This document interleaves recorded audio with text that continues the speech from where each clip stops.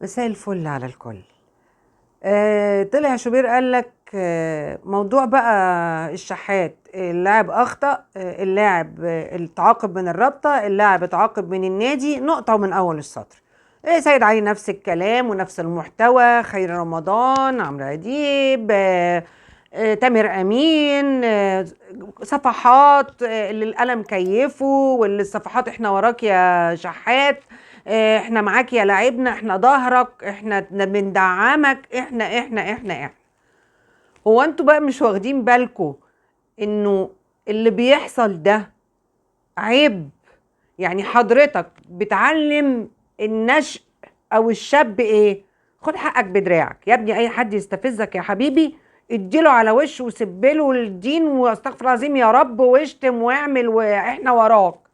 رئيس الرابطه قال لك احنا عاقبنا على الضرب، سب الدين ده احنا مش الازهر، واخدين بالكم؟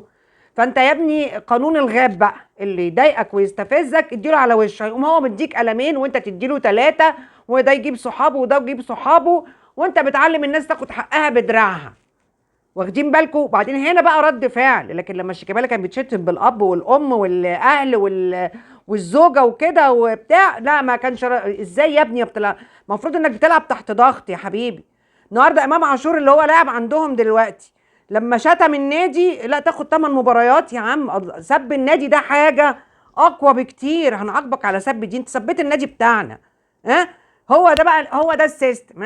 واحد زي عصام عبد المنعم كان مسؤول في اتحاد الكره في يوم من الايام علشان فرجاني يشوح للحكم ولا زق السماء، ده لازم يترحل وتتسحب الجنسيه. انتوا عارفين سمعتكم بقت ايه؟ انتوا عارفين الامارات بتتكلم عن الموضوع، السعوديه بتتكلم عن الموضوع، المغرب الشقيق بيتكلم عن الموضوع. ما تعلمتوش من موضوع الجزائر، ما تعلمتوش من موضوع بورسعيد.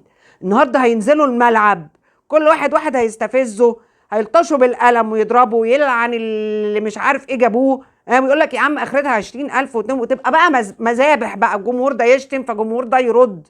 هو ده اللي انتوا عايزين توصلوه؟ هي دي الرساله الاعلاميه؟